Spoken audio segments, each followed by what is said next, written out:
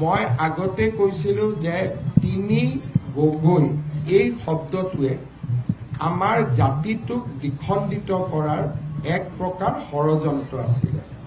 অসমৰ ৰাজনীতিত কেতিয়াও উপাধি, জাতি আৰু বৰ্ণলৈ ৰাজনীতি হোৱা নাছিল। লোকপ্ৰিয় গোপীনাথ বৰদলৈৰ পৰা সৰ্বানন্দ সোণোৱাললৈকে এই দীঘলীয়া ৰাজনৈতিক ইতিহাসত উপাধিৰে সৈতে ৰাজনীতি কৰিব বিচৰা এয়া এক প্ৰকাৰ আমি নজনা নুশুনা এক প্ৰচেষ্টা আছিল।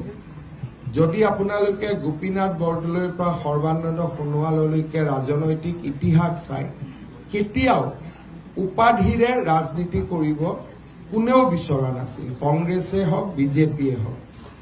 এইবাৰ প্ৰথম উপাধিৰে সৈতে ৰাজনীতি কৰিব বিচৰা হৈছিল, তাক ৰাইজে প্ৰত্যাখ্যান কৰিছে।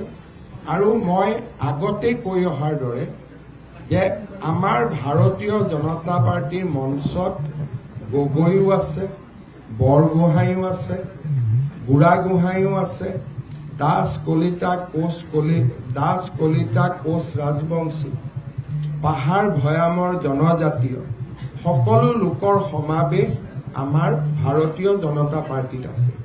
সেই কাৰণেই আমি বৰাকৰ পৰা পাহাৰলৈ, নামনিৰ পৰা উজনিলৈ, মধ্য অসমৰ পৰা আমি সমগ্ৰ ভূখণ্ডত আমি শক্তিশালীভাৱে জয়লাভ কৰিবলৈ সক্ষম হৈছিলোঁ।